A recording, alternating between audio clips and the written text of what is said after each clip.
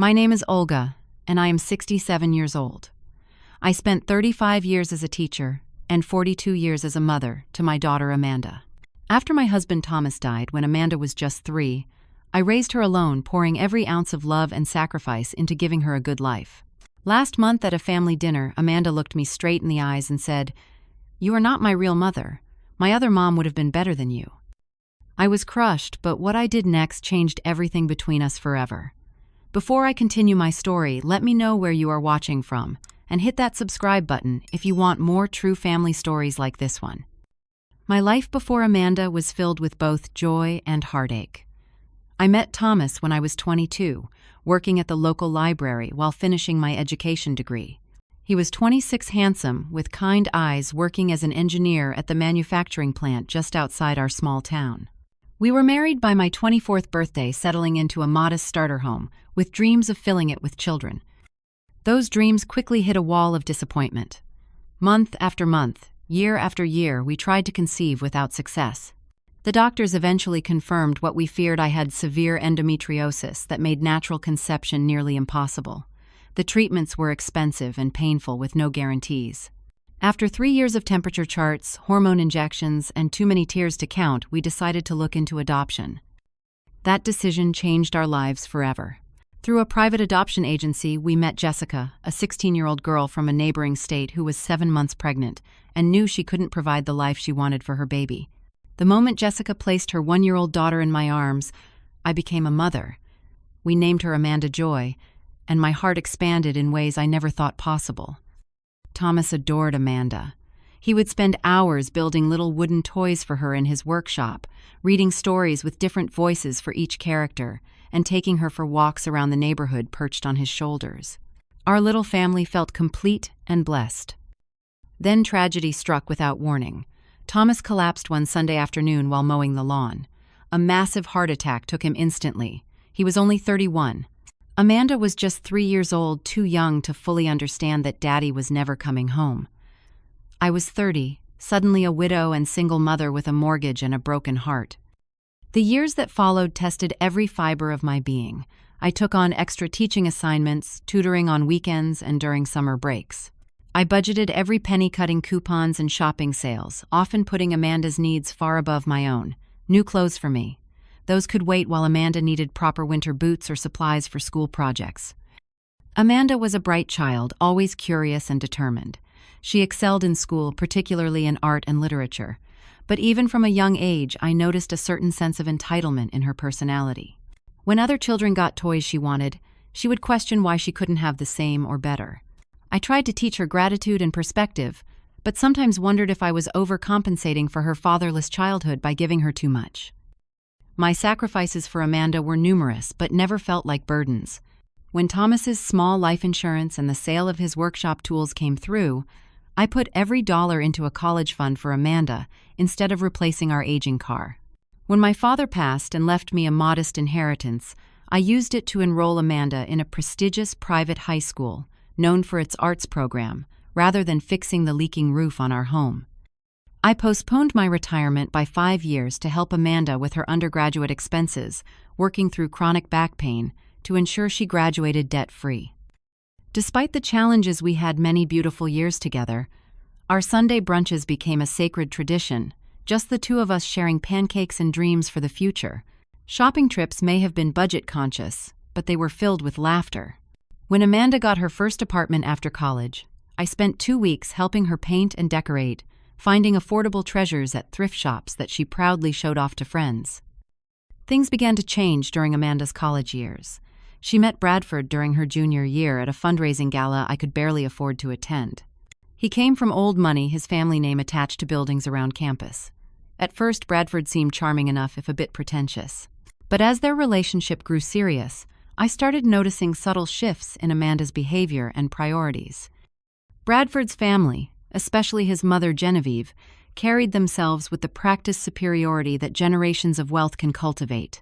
During our first meeting, Genevieve asked about my people and seemed disappointed to learn I was simply a public school teacher with no notable lineage to speak of.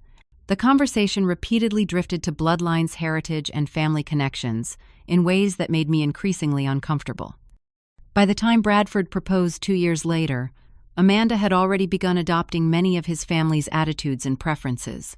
The wedding was an elaborate affair where I felt increasingly sidelined. Genevieve took charge of most decisions, and Amanda deferred to her future mother-in-law's superior taste more often than not. I sat in the front row at the ceremony, of course, but sometimes felt I was merely an obligatory presence rather than the mother of the bride. The past 5 years have seen our once close relationship grow increasingly distant. Our Sunday brunches dwindled from weekly to monthly, then to special occasions only. Amanda canceled plans with increasing frequency, often with last-minute texts, citing obligations to Bradford's family or social circle.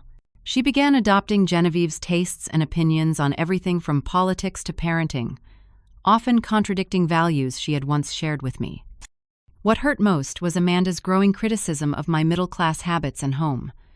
The cozy house where she had grown up was now dated and embarrassing. My teaching career, once a source of pride for both of us, became something she glossed over when introducing me to her new friends.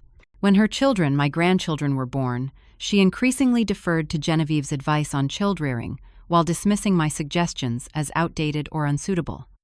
Still, I never imagined how far things had deteriorated until that fateful family dinner that would change everything between us. The dinner that shattered our relationship happened on a crisp Sunday evening in September.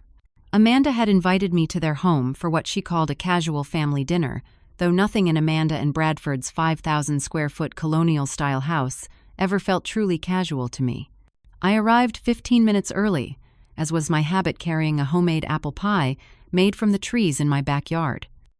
Amanda greeted me with a quick cheek kiss, immediately taking the pie with a tight smile. "Oh, we already have dessert from that French bakery downtown, but we can put this out too, I guess." The house was immaculate, as always, gleaming hardwood floors and designer furniture that seemed more for show than comfort. Family photos lined the hallway, and I noticed with a pang that pictures of Bradford's family outnumbered those with me by at least 3-to-1. My grandchildren, 7-year-old Jacob and 5-year-old Sophia, ran to greet me with genuine enthusiasm that warmed my heart. Jacob proudly showed me his latest art project, a remarkably detailed sketch of the family dog that showed real talent. Sophia insisted I see her new ballet shoes before dinner. These moments with my grandchildren had become the highlight of my visits. The evening's tension began building the moment Bradford's parents arrived. Genevieve swept in wearing a designer outfit that probably cost more than 3 months of my pensionaire, kissing everyone and commenting on changes needed to Amanda's foyer decor. Bradford's father, Harold, barely acknowledged my presence beyond a curt nod, immediately pouring himself a scotch and discussing stock portfolios with his son. Dinner was served in their formal dining room, a space with antique furniture that had been in Bradford's family for generations, as Genevieve frequently reminded everyone. The conversation flowed around me, rather than including me. Bradford discussed an upcoming golf retreat with clients, while Genevieve dominated most talk with stories about their recent trip to the Hamptons and which notable families they had socialized with there. I made several attempts to join the conversation, mentioning a book I had recently enjoyed or asking about Bradford's work. Each comment was met with polite but dismissive responses before the conversation returned to their shared interests. When I attempted to share a funny story about Amanda's middle school science fair project, Amanda quickly interrupted. "Mom, nobody wants to hear old stories right now. We were discussing the children's school applications." The rebuke stung, but I smiled and turned my attention to my meal, a complicated French dish that Amanda had learned at the cooking classes Genevieve had gifted her for Christmas. I complimented the food sincerely, which Amanda acknowledged with a distracted thanks. "It is one of Genevieve's family recipes." As dinner progressed, the conversation turned to my grandchildren and their development. Genevieve spoke at length about how Jacob's mathematical aptitude and Sophia's grace clearly came from good breeding. "The Watson family has produced bankers and financial minds for generations," Genevieve said proudly. "Jacob showing such facility with numbers at his age is clearly the family genius expressing itself." I saw an opening to contribute positively and took it. "Jacob is certainly talented with math, but have you seen his artwork? He showed me the most amazing drawing earlier. Perhaps he gets some of his artistic ability from my side. My father was quite skilled at sketching, and Amanda always had a good eye for color and composition." The silence that followed felt heavy and immediate. Amanda set her fork down with deliberate slowness, her expression hardening in a way I had never seen directed at me before. "You are not even my real mother," she said, her voice cold and clear across the table. "Why do you keep pretending your genes have anything to do with my children?" The room seemed to freeze around us. Bradford looked uncomfortable but said nothing in my defense. Harold continued eating as if nothing unusual had happened. Genevieve's lips curved into a satisfied smile that she partially hid behind her wineglass. I struggled to find words, my throat constricting with hurt and shock. "Amanda, I raised you. We have always been open about your adoption, but I have been your mother in every way that matters for 42 years. Amanda's face flushed with either anger or embarrassment, I couldn't tell which.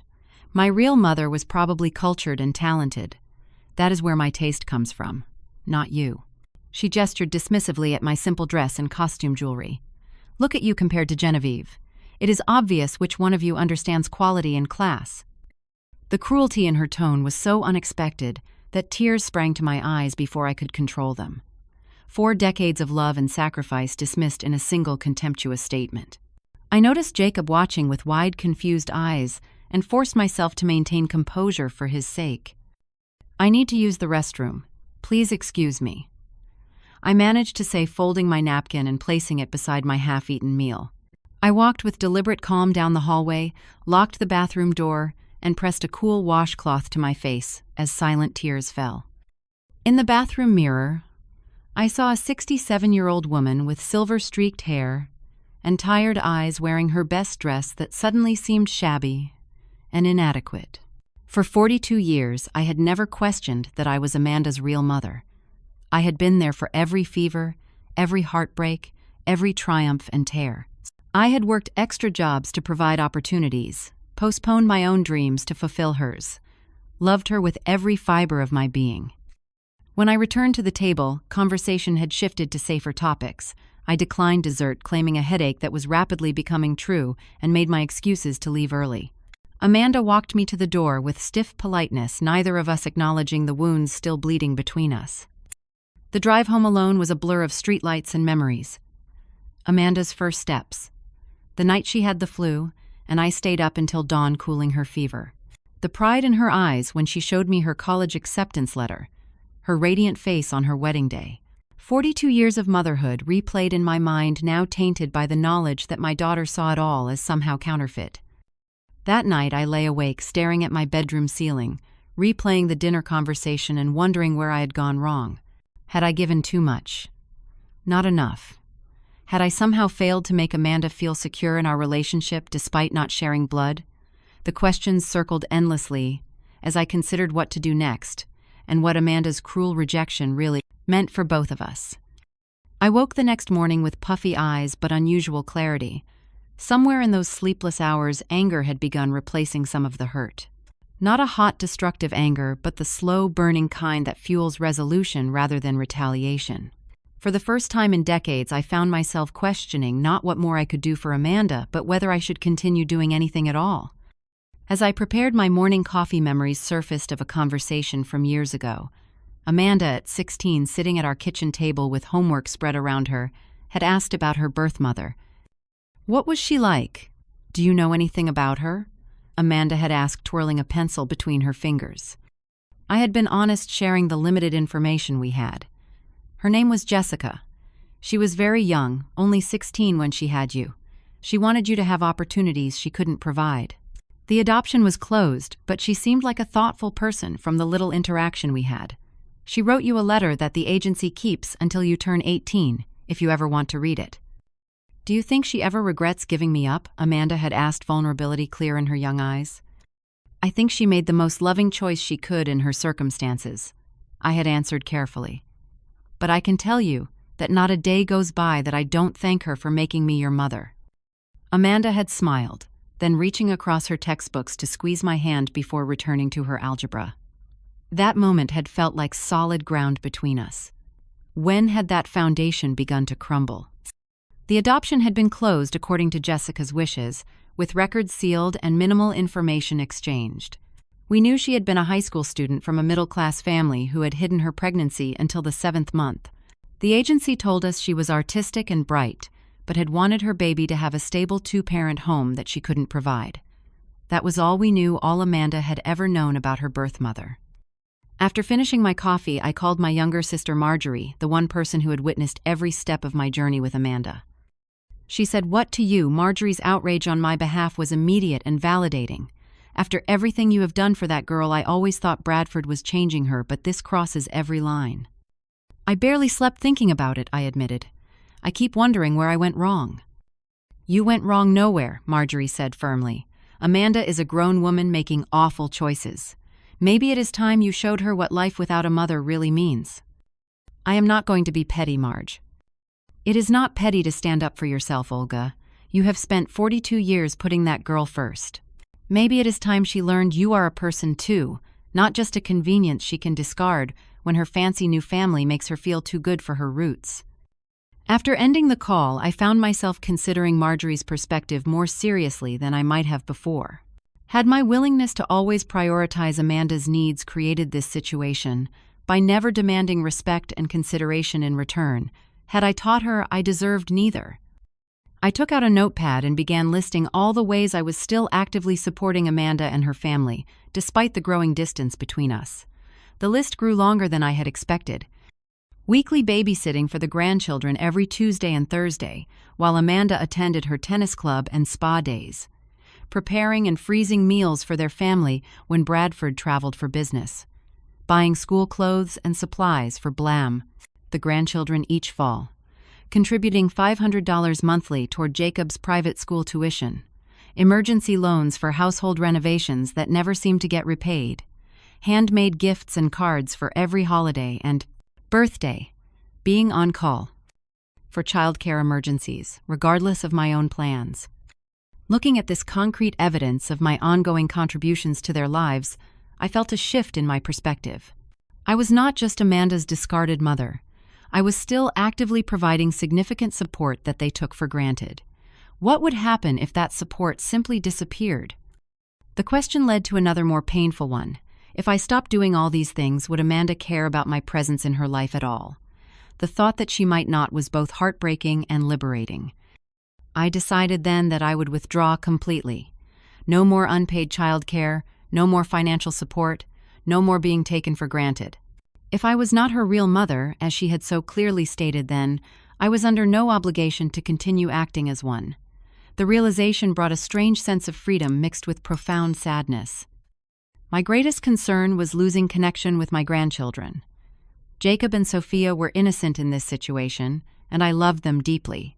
But I had to consider that continuing to accept Amanda's treatment might teach them that disrespect toward me was acceptable.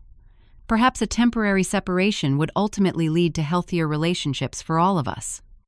Before I could overthink my decision, I picked up the phone and called Amanda. She answered on the fourth ring, her voice cautious. "Hello, Mom."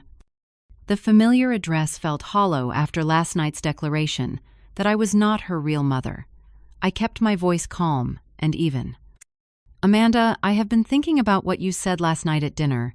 If I am not your mother, as you stated very clearly, then you are not my daughter. I will be stepping back from our family obligations effective immediately." "What are you talking about?" Her tone shifted from cautious to alarmed. "I did not mean it like that. We need you to watch the kids next week while Bradford and I go to the charity gala." "Find someone else," I replied, surprising myself with my steadiness. "Perhaps Genevieve can help since you prefer her as a maternal figure." "Mom, you are overreacting. It was just a heated moment. You know how Genevieve can be, and I was just trying to..." "To what, Amanda?" "To humiliate me. To deny 4 decades of motherhood. To make your husband's family feel superior at my expense. You succeeded on all counts. What about Jacob's tuition payment? And the kids love spending time with you. I love them too, but I need to respect myself. I have put you first since the day you came into my life, often at the expense of my own needs. That ends today." After ending the call with a shaking hand, I sat in my quiet kitchen feeling both terrified and strangely empowered by my stand. Then I did something I had postponed for 15 years. I booked a 3-week trip to Europe using money I had been saving for Jacob's future college fund.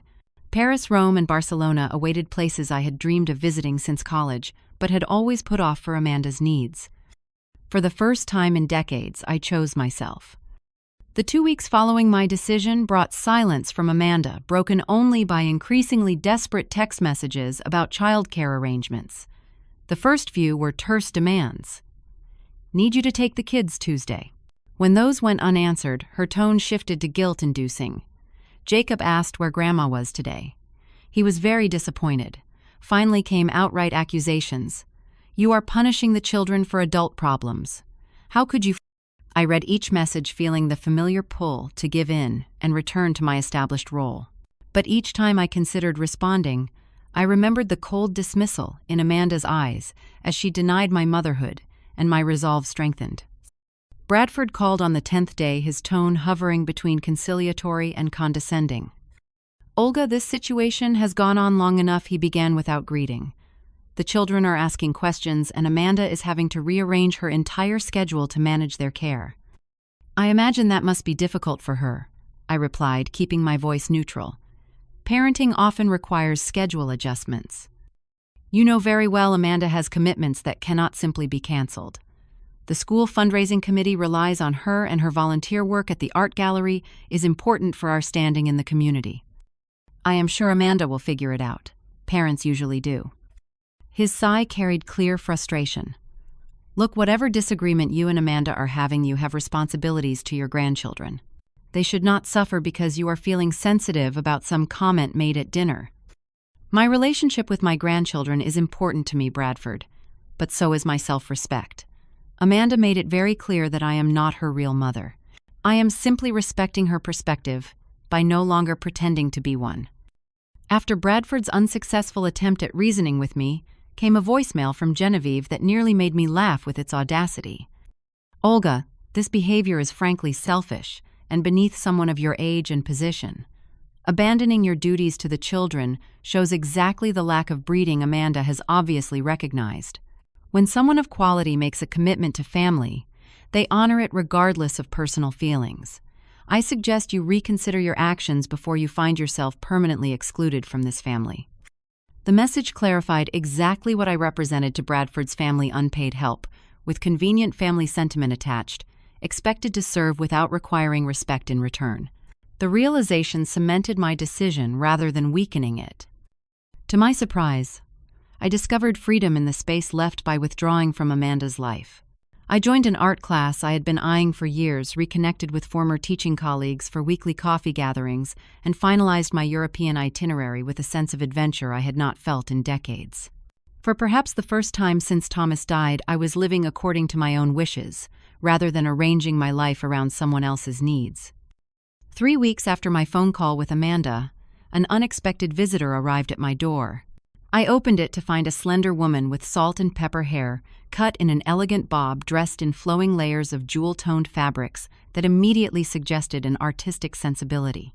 She appeared to be in her late 50s, with laugh lines around eyes that seemed vaguely familiar. "Hello," she said, her voice surprisingly nervous. "Are you Olga Pierce?" "Yes," I confirmed, trying to place her. "Can I help you?" "My name is Jessica Winters. I believe you adopted my daughter Amanda 42 years ago." The shock of her words nearly made me step backward. This woman, Amanda's birth mother, was the last person I expected to see on my doorstep. I had imagined her many times over the years, but the reality standing before me was both more ordinary and more compelling than my imagination had conjured. "How did you find me?" I managed to ask, still processing her presence. "A private investigator," she admitted. "I hope that does not feel invasive. I would not normally take such a step, but my circumstances have become urgent. I was diagnosed with stage 2 breast cancer last month. The prognosis is actually quite good with treatment, but it made me realize I might not have unlimited time to find her." Despite the complicated emotions her appearance triggered, my heart went out to her. I invited her in, offering tea as we settled in my living room. Jessica perched on the edge of my sofa, clearly nervous but determined. "I should tell you that Amanda and I are currently estranged," I said carefully. "Our relationship has become complicated recently." Jessica nodded, sadness crossing her features. "I understand family relationships can be difficult. I do not want to cause additional stress for anyone. She paused, collecting herself. I have been sending letters and photos to the adoption agency for years. They were supposed to be kept in case Amanda ever wanted information about me. Letters, photos. This was news to me. We never received anything. Jessica reached into her bag, removing a folder. I made copies of everything. The agency was supposed to contact you if Amanda ever requested information, but they could not reach out otherwise due to the closed adoption terms. I discovered recently that the agency closed 5 years ago. All their records were supposed to be transferred, but many were lost in the transition. She handed me the folder, which contained dozens of letters spanning 4 decades, birthday cards, never delivered school photos of a young woman growing into adulthood, even artwork and news clippings. Jessica had been documenting her life all these years, creating an archive for the daughter she had never stopped thinking about. My emotions were complicated sympathy for Jessica, mixed with territorial feelings I had not anticipated. For 42 years, I had been Amanda's only mother. Now, sitting across from me was another woman who had also loved her all that time, albeit from a distance. As we talked longer, Jessica shared more of her story. After giving Amanda up at 16, she had finished high school and attended art college in New Mexico. She had built a successful career as an artist in Santa Fe, with gallery showings across the Southwest. She had never married or had other children, though she had been in a committed relationship for the past 15 years with a fellow artist. Looking at Jessica, creative, cultured, with a bohemian elegance, I recognized with a pang that she embodied many qualities Amanda had probably imagined in her real mother. She was indeed artistic and talented, with the sophisticated taste Amanda had claimed must have come from her biological heritage rather than my influence. As our conversation extended into the evening, one question kept pressing on my mind. Should I tell Amanda about Jessica's appearance? Despite the recent hurt between us, I knew Amanda had a right to know her birth mother was seeking contact, especially given Jessica's health concerns. Yet the timing felt precarious given our current estrangement. When I voiced these concerns, Jessica responded with gentle insistence. I understand your hesitation, especially given the situation between you, but I believe Amanda should have the choice to know me or not. That decision should be hers to make. Looking at the decades of unclaimed letters and photos, I knew she was right. Whatever pain existed between Amanda and me withholding this information would be wrong. The question was not whether to tell her, but how. After our lengthy conversation, I invited Jessica to stay in my guest room while we figured out next steps. She had booked a hotel in town for a week, planning to give herself time to either connect with Amanda or process a refusal of contact. My invitation surprised us both, but somehow felt right despite the unusual circumstances. Are you certain? Jessica asked, clearly touched by the offer. This situation is complicated enough without adding house guests to the mix. I am certain, I replied, surprising myself with how much I meant it. There is no guidebook for this situation. We might as well navigate it together. Over the next 2 days, I found myself observing Jessica with fascination, noting the mannerisms and traits that Amanda might have inherited. Jessica laughed with her whole body, throwing her head back in a way that startlingly mirrored Amanda's laughter as a teenager. She had a habit of tucking her hair behind her ear when concentrating that was identical to Amanda's gesture when reading. These small biological echoes were both unsettling and somehow comforting. Jessica had brought a portfolio of her artwork to share with Amanda, if given the opportunity. When she showed it to me, I was genuinely impressed by her talent. Her paintings captured southwestern landscapes with vibrant colors and emotional depth that spoke to significant artistic skill. One piece in particular, a desert sunrise rendered in gold and crimson hues, reminded me of how Amanda had painted as a teenager before Bradford's family had redirected her toward more practical pursuits. On the 3rd day of Jessica's stay, fate took matters out of our hands. Amanda arrived unannounced at my front door, a manila envelope in hand. I brought the insurance paperwork for the kids, she explained stiffly when I opened the door. They cannot process their dental coverage without your signature, since you are still listed as a secondary guarantor. Her eyes widened as she noticed Jessica approaching from the living room, curious about our visitor. Amanda's gaze darted between us, confusion evident as she registered the stranger who somehow looked vaguely familiar. Amanda, I said, keeping my voice calm despite my racing heart, this is Jessica, your biological mother. The envelope slipped from Amanda's fingers, papers scattering across my entryway. She stood frozen, her face draining of color as she stared at Jessica. The silence stretched painfully before Amanda found her voice. "You ambushed me with this. After everything she finally said to me, anger replacing shock. You had no right to do this without warning me." Jessica stepped forward cautiously. "Please do not blame Olga. I found her through a private investigator. I have been diagnosed with breast cancer recently, and while the prognosis is good, it made me realize I wanted the chance to meet you at least once. I have thought about you every day for 42 years. Amanda's expression hardened, her initial shock giving way to defensive anger. "So you abandoned me, and now want back in my life when it is convenient for you, when you might be dying and suddenly regret your choices." Jessica flinched at the harshness, but maintained her composure.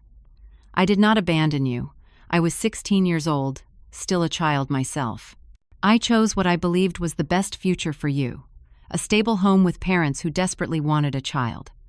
"Stop it, both of you," I interjected firmly, seeing this conversation spiraling into painful territory. "Amanda, no one abandoned you. You were loved by both of us in different ways. Jessica made a difficult choice out of love, and I have loved you every day of your life since then." "Love." Amanda gave a bitter laugh. "Is that why you disappeared from my children's lives without a word, because of love?" "I disappeared because you told me I was not your real mother," I replied evenly. "I simply took you at your word." The tension in the entryway was becoming unbearable. I suggested we move to the living room, where Jessica's portfolio and the folder of letters lay open on the coffee table.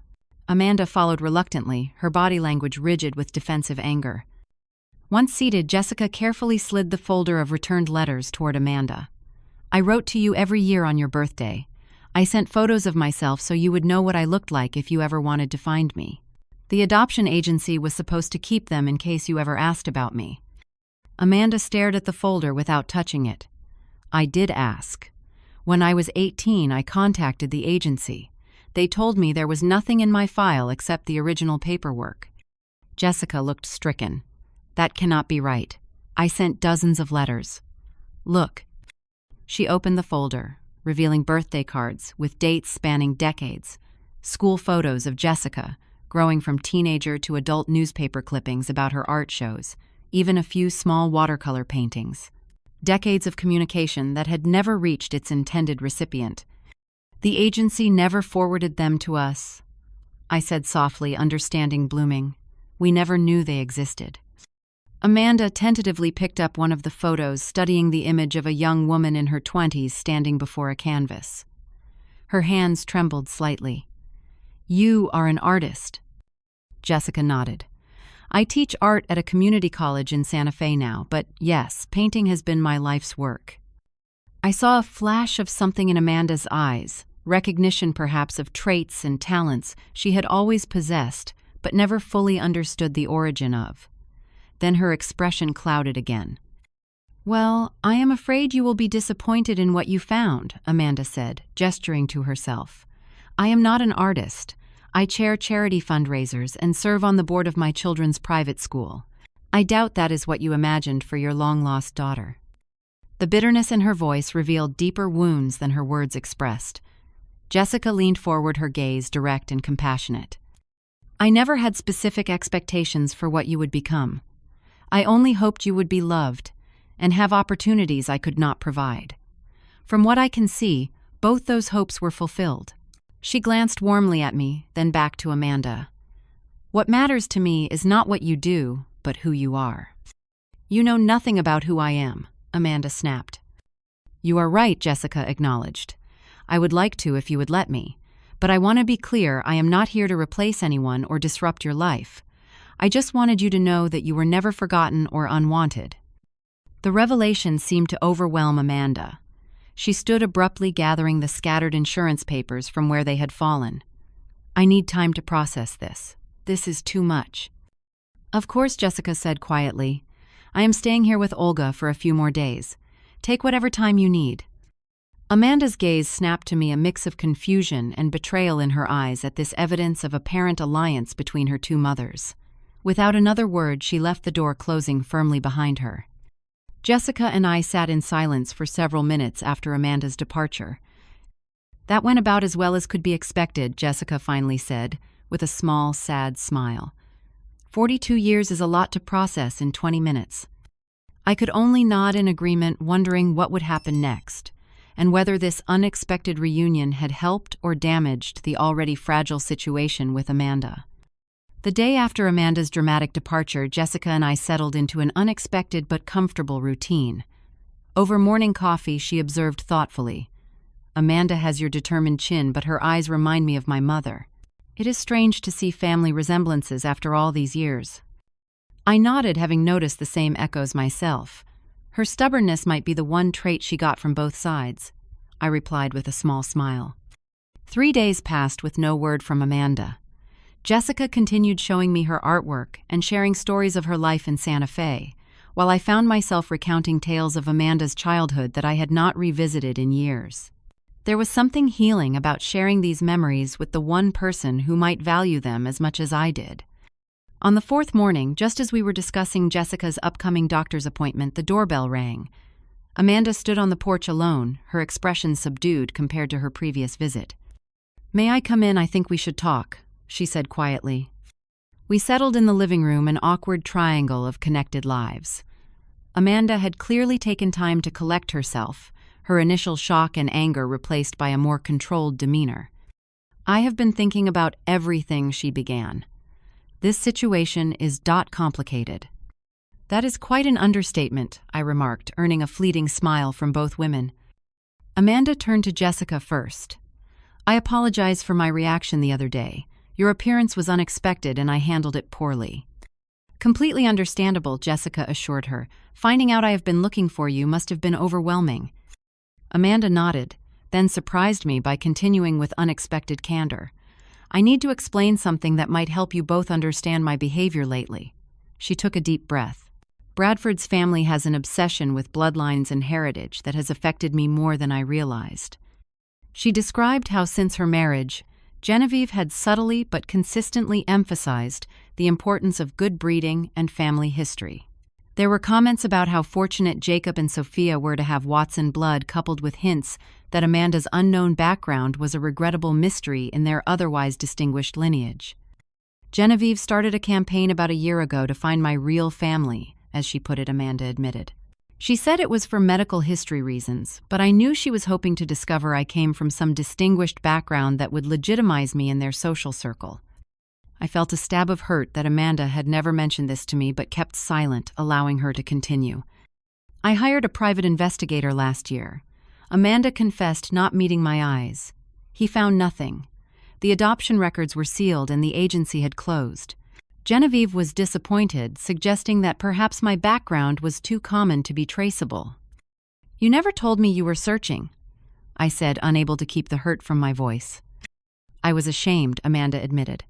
"Part of me felt like I was betraying you by looking, and another part feared what I might find."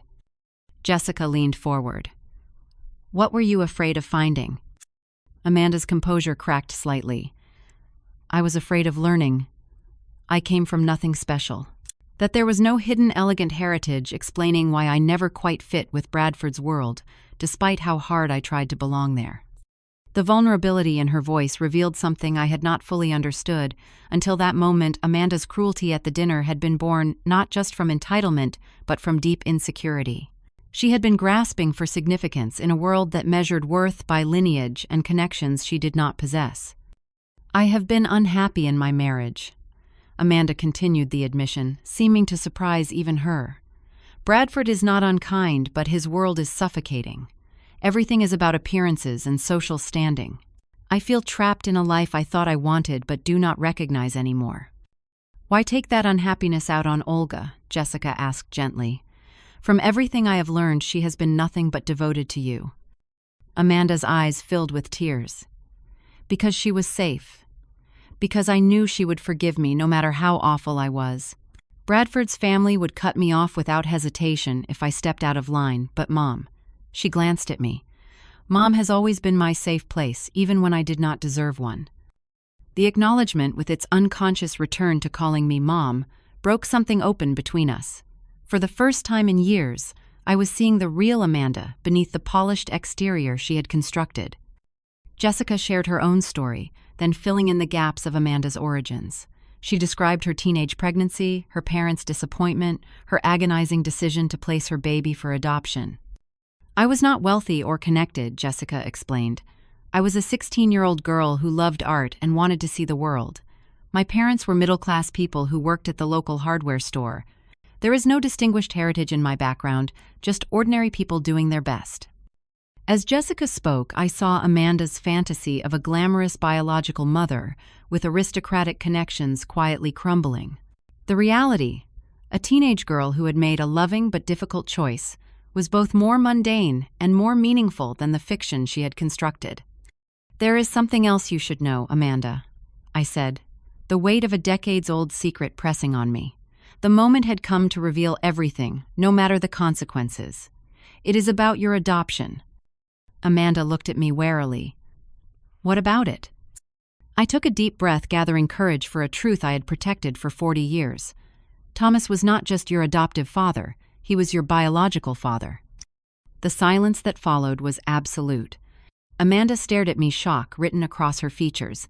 Jessica had gone very still beside her. "What are you saying?" Amanda whispered. "Thomas had a brief relationship with Jessica before he and I met." I explained, my voice steadier than I felt. "When Jessica found him years later to tell him about the baby, he and I had been married for a year and were struggling with infertility. We decided together to adopt you." Jessica nodded, confirming my account. "I looked Thomas up when I was 7 months pregnant. I did not expect anything from him, just thought he should know. I was surprised when he said he was married and wanted to adopt the baby with his wife. It seemed like the perfect solution. You would be with your father and have a stable home with 2 parents who wanted you. We had planned to tell you when you were older," I continued, "but then Thomas died so suddenly and you were only 3. I worried that telling you would complicate your grief, make you feel somehow different or divided in your loss. As years passed, it never seemed like the right time to share this truth." Amanda's hand had risen to cover her mouth. "So I do share DNA with your family. All those times Bradford's mother made me feel like an outsider with no connection to any of you. You are Thomas's daughter by blood, as well as by love," I confirmed, "which makes you biologically related to my family as well through your father." "I have pictures," Jessica said, softly reaching for her bag, "of Thomas from when we knew each other. I thought you might want them someday." She handed Amanda a small envelope containing faded photographs of a much younger Thomas, his arm around a teenage Jessica at what appeared to be a school event. Amanda studied them with wonder, touching her father's image gently. "Why keep this secret for so long?" she asked, looking up at me with tears streaming down her face. "Why not tell me when I was older and could understand?" "At first, it was to protect you from confusion during your grief. Later, I worried you would be angry that I had kept the truth from you for so long. And truthfully, it never seemed to matter. You were my daughter. Thomas was your father. How you came to us did not change that. Until recently, when you began questioning everything about our relationship." Amanda set the photos down carefully, visibly processing this revelation. "I need some time," she said finally. "This is a lot to take in." As she stood to leave, I reached for her hand. "Amanda, whatever happens next, please know that both Jessica and I have only ever wanted what was best for you. In very different ways, we have both loved you your entire life." Amanda nodded, unable to speak through her tears. This time, when she left the door closed, more gently behind her. The shock of learning Thomas was her biological father affected Amanda profoundly. For 3 weeks, she maintained distance, communicating only through brief text messages, acknowledging she needed time to process everything. I respected her space, though. I worried about the final shape our relationship would take. Jessica extended her stay in town, delaying her return to Santa Fe to begin cancer treatment. My oncologist agreed to transfer my care plan to the hospital here for the initial stages, she explained. Some things are more important than geography. When Amanda finally reached out for a proper conversation, she came alone to my house on a quiet Sunday morning. She looked different somehow, less polished, more authentic, dressed in jeans and a simple sweater instead of her usual designer attire. "The thing I keep coming back to," she said after we had settled with tea, is that I shared DNA with your family after all. All these years of feeling like an outsider in the Pierce family tree, and I was actually a blood member all along. DNA is just chemistry, Amanda, I replied gently. It has never been what made you my daughter. I know that now. Or, I am learning it again. She twisted her wedding ring anxiously. I have been in therapy these past weeks. It has been illuminating. She shared how the revelation about her parentage had forced her to confront the false values she had adopted from Bradford's family. The irony was not lost on her. She had longed for distinguished ancestry only to discover she had been running from her true heritage all along. I confronted Genevieve. Amanda said with a small, satisfied smile. I told her that my biological father was Thomas Pierce, a brilliant engineer who built things with his hands and mind rather than inheriting them. I said my biological mother is a talented artist whose work hangs in galleries across the Southwest. I asked if that pedigree was distinguished enough for her approval. I would have paid good money to see her face, I admitted, making Amanda laugh. It was worth waiting 42 years. For that moment alone, she agreed. Her expression when I said I come from good stock, after all just not the kind she values, was priceless. The confrontation had apparently prompted serious discussions between Amanda and Bradford about their marriage and values. Bradford, to his credit, had been more supportive than expected. He admitted he has been unhappy too, Amanda revealed, living under his mother's thumb, always trying to meet impossible standards. We are in couples counseling now, trying to figure out what we want our life to actually look like, not what his family expects. Amanda had also begun spending time with Jessica, getting to know her birth mother, while processing her complicated feelings about the adoption. They had discovered shared interests in art that Amanda had suppressed for years under Genevieve's influence. Jessica took me to her hotel room where she had set up a small painting area, Amanda said. We painted side by side for hours. I had forgotten how much I loved creating art. Bradford's mother always dismissed it as a hobby rather than a serious pursuit. As for my own plans, I had postponed but not canceled my European trip. Paris in September instead of June, I told Amanda. The weather will be better anyway. Jessica mentioned you might visit her art show in Paris while you are there, Amanda said. She has a gallery exhibition scheduled. The fact that Jessica and I had developed our own friendship seemed to both surprise and comfort Amanda. Our unusual triangle had shifted into something none of us could have predicted: 3 women connected by love for the same person, finding unexpected common ground. Over the following months, a new family dynamic emerged. I maintained healthy boundaries with Amanda's family, no longer available at a moment's notice for childcare or financial bailouts. Yet, as I stepped back from being taken for granted, our relationship actually improved. Amanda began inviting me for genuine visits rather than babysitting duties, making space for real conversation instead of obligation. Jessica became an unexpected addition to our extended family. After completing her initial cancer treatments with encouraging results, she divided her time between Santa Fe and a small apartment she rented in our town. She and I developed a friendship independent of Amanda based on shared experiences as women who had loved the same child from different perspectives. Most surprisingly, Jessica's artistic influence helped Amanda rediscover parts of herself that had been buried under years of conforming to Bradford's family expectations. Amanda set up a small studio in their home and began painting again, finding joy in creation rather than social performance. Jacob, it turned out, had inherited artistic talent from both his mother and his biological grandmother, creating another bond between the generations. 1 year after the dinner that had shattered our relationship, we gathered again, this time at my home. The table was crowded with Amanda and Bradford, their children Jessica and her partner who had flown in from New Mexico, and my sister Marjorie. The conversation flowed naturally, punctuated by laughter and the easy comfort of people who had moved beyond pretense. As I looked around at this imperfect but authentic family we had created, I reflected on the strange journey that had brought us here. The pain of Amanda's rejection had led to truth and ultimately to healing that would not have been possible without that initial breaking. "What are you thinking about, Mom?" Amanda asked, catching my contemplative expression. "I was just reflecting on something I have learned this past year," I replied. "Sometimes you need to stop being someone's doormat to truly be their mother." Amanda nodded, understanding the gentle reference to our difficult past, and sometimes you need to lose what you thought you wanted to find, what you actually need," she added. Jessica raised her glass in a toast. To family, the ones we are born to, the ones we choose, and the ones who choose us.